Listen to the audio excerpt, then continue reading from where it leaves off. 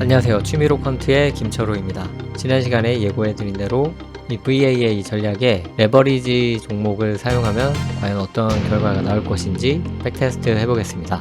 차트 세팅은 미리 해놨습니다. 여기서는 결과만 볼 거기 때문에 모멘텀 스코어 같은 것은 표시를 하지 않았고요. 수익률, 연복리, 손실폭 이렇게 세 가지의 결과를 비교해 보겠습니다. 이렇게 빨간색, 주황색, 녹색의 순서로 레버리지가 없는 ETF, 2배 레버리지를 사용한 ETF, 그리고 3배 레버리지를 사용한 ETF 이렇게 결과를 냈습니다. 어떤 ETF를 사용했는지 보여드리겠습니다. 일단 레버리지가 없는 것 2배, 3배 이렇게 나눴고요. 공격자산, 수비자산 이렇게 나눠져 있습니다. 레버리지가 없는 종목으로는 미국 주식은 SPY, 선진국은 VEA, 신흥국은 VWO, 미국 총채권은 AGG, 미국 회사채는 LG, 미국 중기채는 IF, 미국 단기채는 SHY를 사용했습니다. 그리고 2배 레버리지를 사용하는 종목으로는 SSO, EFO, ET 이렇게 기본적으로 사용했고요. 미국 총채권이나 미국 회사채로는 제가 찾아봤는데 레버리지 ETF가 없더라고요. 그래서 제가 못 찾은 걸 수도 있고요. 일단은 건너뛰었습니다. 그 중기채 레버리지 ETF로는 UST라는 종목이 있었고요. 근데 미국 단기채 같은 경우에는 레버리지 종목을 찾을 수가 없어서 그냥 레버리지가 없는 중기채를 그대로 썼습니다. 이 중기채를 쓴 이유는 이제 단기채보다는 이제 중기채가 그 수익률이 크기 때문에 레버리지 효과를 충분히 낼 수 있다라고 그렇게 판단을 해서 이 중기채를 단기채 레버리지 대신에 쓴 거고요. 3배 레버리지로는 SPXL, DGK, EDC를 썼고 미국 총채권, 미국 회사채는 대체 종목이 없어서 그대로 사용했고요. 미국 중기채 3배 레버리지로는 TYD라는 종목을 썼고 역시나 미국 단기채 3배 레버리지는 종목이 없어서 미국 중기채 2배 레버리지를 사용했습니다. 각각의 월별 수익률은 순서대로 레버리지가 없는 종목, 2배 레버리지, 3배 레버리지에 대한 월별 수익률이라고 보시면 되겠습니다. 매월 이 정도의 수익률을 거둘 수 있었다라는 말이 되겠죠. 이 테스트 기간은 2011년 2월부터고요.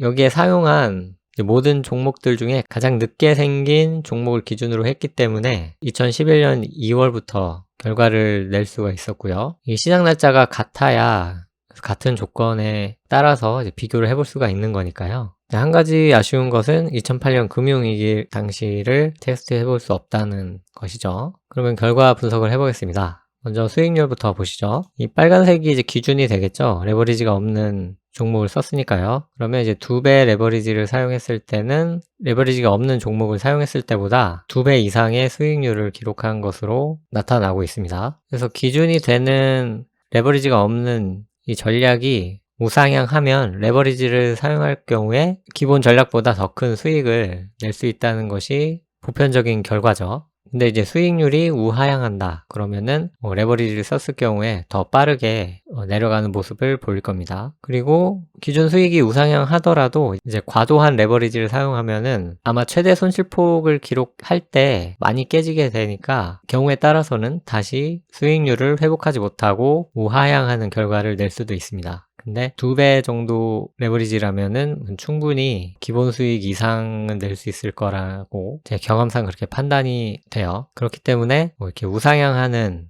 기본 전략에 레버리지 종목을 쓰게 되면은 수익률은 더 좋아질 것이다 라는 그런 예상을 어느 정도 했었습니다. 3배 레버리지 종목을 썼을 경우에는 최종적으로는 2배 레버리지보다 더 큰 수익을 냈지만 그 전까지는 2배 레버리지만큼은 올라가지 않는 모습을 좀 보이거든요. 근데 이제 보통 생각해 봤을 때는 이렇게 우상향하는 결과라면은 3배 레버리지가 이 2배 레버리지 전략 위에서 놀아야 되거든요. 그래서 이런 결과가 나왔을 때 저는 약간 좀 의아했는데 왜 이런 결과가 나왔는지 제 나름대로 좀 예상을 해보고 좀 더 개선할 수 있는 방향을 찾아서 백테스트를 다시 해봤거든요. 그랬더니 제가 예상한 대로 2배 레버리지 위에서 이 수익률이 기록되는 그런 결과를 낼 수 있었습니다. 그것은 이 분석이 끝난 후에 말씀을 드려볼게요. 자, 수익률은 기본 전략보다는 레버리지 전략이 더 큰 수익을 낼 수 있었다 이렇게 결론을 낼 수 있을 것 같습니다. 연복리도 당연히 2배, 3배 레버리지를 사용한 이 전략이 더 크게 나오겠죠. 당연히 연복리가 커야 최종 수익률도 큰 거니까요. 그래서 연복리가 한 15% 이상 기록을 할 수 있었습니다. 그리고 최대 손실폭은 이 레버리지를 사용하게 되면은 올라갈 때 더 큰 수익을 내지만 내려갈 때도 더 큰 손실을 보기 때문에, 자, 기본 전략이 마이너스 5.47%의 손실폭을 기록했을 때 레버리지 같은 경우에는 마이너스 11%, 마이너스 14%를 기록하면서 더 많이 떨어지게 됐죠. 그래서 이것도 어느 정도 예상을 해볼 수 있는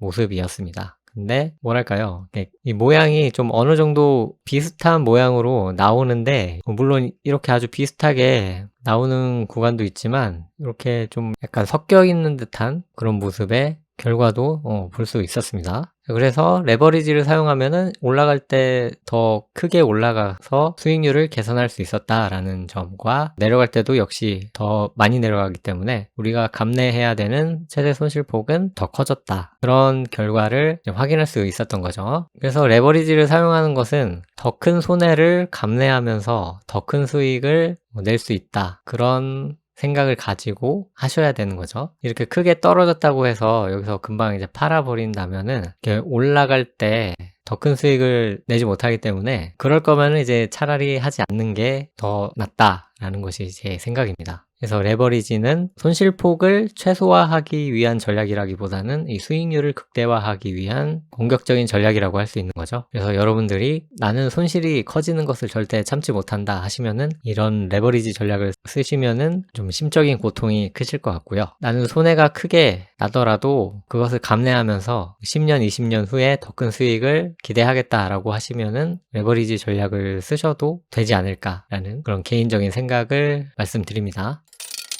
백테스트를 진행하면서 한 가지 의심이 나는 것들이 있었어요. 여기 보시면은 이제 각각의 월별 수익률을 나타내 준 건데요. 이 색깔들을 보면은 해당 월에 어떤 종목들을 매수했는지 그런 결과를 볼 수 있습니다. 이 노란색이 많이 보이는데, 이 노란색 같은 경우에는 신흥국이죠. 지금 뭐 표시가 되지 않고 있지만 이 모습을 눌러보시면은 미국 선진국, 신흥국, 미국 총채권, 미국 회사채, 미국 중기채, 미국 단기채 순서로 빨주노초 파남보 색깔을 매겨 놨었습니다. 노란색은 신흥국이 되는 거죠. 그럼 최근 월을 보면은 이제 레버리지가 없는 기본 전략과 레버리지 전략들이 모두 신흥국에 들어가 있어요. 그 전달을 쭉 봐도 이제 같은 종목군에 투자가 되는 것을 볼 수가 있는데요. 여기를 한번 볼까요? 2014년 9월에는 이제 기본 전략은 신흥국에 들어가 있는데 2배 레버리지 같은 경우에는 남색이죠. 미국 중기채에 들어가 있고, 이 3배 레버리지 전략 같은 경우에는 미국 주식에 들어가 있어요. 그래서 이것은 왜 이렇느냐? 우리가 모멘텀 스코어를 계산할 때 이제 각각 전략에 따른 종목들이 이제 다르잖아요. 그래서 2배 레버리지 전략 같은 경우를 보시면은 이 종목들이 이제 기본 전략의 종목과는 이제 다르다 보니까 거기에서 이제 차이가 나는 거죠. 모멘텀 스코어를 계산하는데 차이가 나는 겁니다. 이 레버리지라는 거는 일간 기준을 하기 때문에 기본 전략의 종목이 한 달에 10% 올랐다고 해서 2배 레버리지의 종목도 한 달에 뭐 20%, 30% 이렇게 오르는 것이 아니거든요. 일별 누적이기 때문에 그 월 단위로 계산했을 때는 그 등락폭이 완전히 똑같을 수가 없는 거죠. 그렇기 때문에 기본 전략과 2배, 3배 레버리지의 모멘텀 스코어를 적용한 결과로 선택되는 종목들이 다를 수 있다는 겁니다. 2014년 9월의 경우처럼요. 다르죠? 그래서 전체적으로 보면은 이제 비슷한 경향을 보이긴 하지만 이런 식으로 다른 종목군들을 선택하기 때문에 그런 레버리지 효과를 완벽하게 반영해 주지는 않는 거죠. 그래서 여러분들께서 제가 어떤 말을 하는지 이해를 하실 수 있을지 모르겠어요. 제가 설명하는 능력이 좀 부족해서. 아무튼 이제 상식적으로 생각해 보면은 기본 전략에서, 자, 이번 달은 이제 신흥국 ETF를 매수할 타이밍이라면은 2배, 3배 레버리지를 사용하는 전략에서도 역시나 이제 신흥국 2배 레버리지, 신흥국 3배 레버리지 종목들을 사야 한다는 거죠. 그런데 여기에서는 자체적인 이 종목군들을 가지고 모멘텀 스코어를 계산하기 때문에 선택되는 자산군의 종류가 달라질 수 있다는 겁니다. 자, 그런 이유에서 이 결과 그래프들이 레버리지를 썼을 때의 우리가 예상할 수 있는 그런 보편적인 결과와는 약간은 다른 그런 결과가 나오지 않았나 생각합니다. 그래서 이 2배, 3배 레버리지 종목들을 가지고 모멘텀 스코어를 계산하는 것이 아니라 기본 전략에서 이번 달 말에 매수할 종목을 우선 선정하고 그 종목에 따른 2배, 3배 레버리지 종목을 매수하는 그런 방식으로 백테스트를 다시 해봤어요. 그러면은 2014년 9월 같은 경우에는 지금은 이제 2배 레버리지에서는 미국 중기채, 3배 레버리지에서는 미국 주식을 매수했지만 앞서 말씀드렸던 기본 전략에서 종목을 선택하고 그 종목에 따른 2배, 3배 레버리지 종목을 선택한다면은 여기가 노란색으로 바뀔 겁니다. 그리고 2014년 9월에 정확히는 2014년 8월 말이죠. 8월 말에 이 신흥국 ETF를 매수해서 이제 9월 말에 수익률이 마이너스 8.13%를 기록했다는 거죠. 그러면은 2배 레버리지 같은 경우에는 그보다 더 큰 손해, 3배 레버리지는 2배보다 더 큰 손해를 내었을 것 같다라는 추측도 해볼 수 있을 겁니다. 그래서 결과를 보겠습니다. 이렇게 옆에다가 만들어 봤는데요. 자, 왼쪽은 이 2배, 3배 레버리지로 선택된 종목군들로 모멘텀 스코어를 계산했을 때의 결과고요. 오른쪽에 있는 것은 기본 전략에서 모멘텀 스코어로 종목을 선택하고 그 종목에 따른 2배, 3배 레버리지 종목을 선택하는 방법으로 도출한 결과입니다. 레버리지를 사용한다는 것은 그 등락 폭이 2배, 3배 정도 된다는 것이 어느 정도 예상이 되거든요. 그렇기 때문에 제가 예상했던 결과는 오른쪽에 보이는 뭐 무지개 떡처럼 기본 전략이 이렇게 우상향하면 이 전략의 2배 레버리지 전략 같은 경우에는 빨간색보다 더 위에서 노는 것이 어느 정도 정상으로 생각할 수가 있는 거죠. 그리고 3배 레버리지 같은 경우에도 역시나 2배 레버리지보다는 그 위에서 노는 것으로 예상을 해볼 수 있을 겁니다. 물론 이렇게 위로 갈수록 그 진폭은 더 커져요. 연봉리 같은 경우에도 마찬가지고요.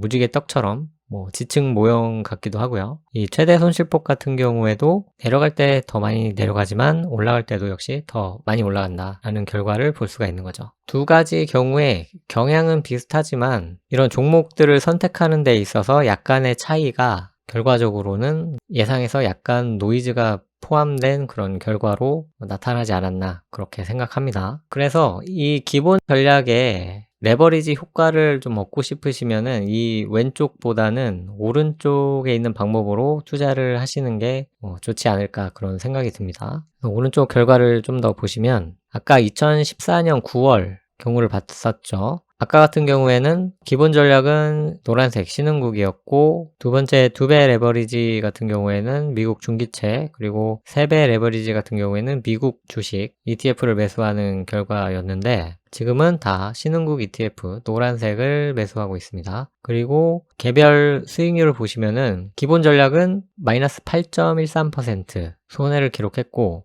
2배 레버리지 같은 경우에는 이제 마이너스 8%의 2배 정도인 이제 마이너스 16%가 아닐까 이제 생각이 드는데 일별 누적이기 때문에 물론 한 2배 정도의 손실이 날 수 있지 않을까라고 생각이 들지만 정확하게는 아닐 수 있다라는 거죠. 근데 한 2배 정도의 손해가 기본적으로 예상되는 거고 실제로는 이제 마이너스 15% 그 정도가 났습니다. 3배 레버리지 같은 경우에도 3배까지는 아니지만 그 근처에 해당하는 마이너스 22%의 손실을 기록한 것으로 결과가 나왔습니다. 그래서 이 경우에는 이제 기본 전략과 레버리지에 투자하는 종목군들이 같아요. 종목은 물론 다르죠. 이번 달 같은 경우에는 이제 신흥국에 다 투자가 되는 거고 기본 전략 같은 경우에는 VWO, 2배 레버리지 같은 경우에는 EET, 3배 레버리지는 EDC에 각각 투자를 하는 거죠.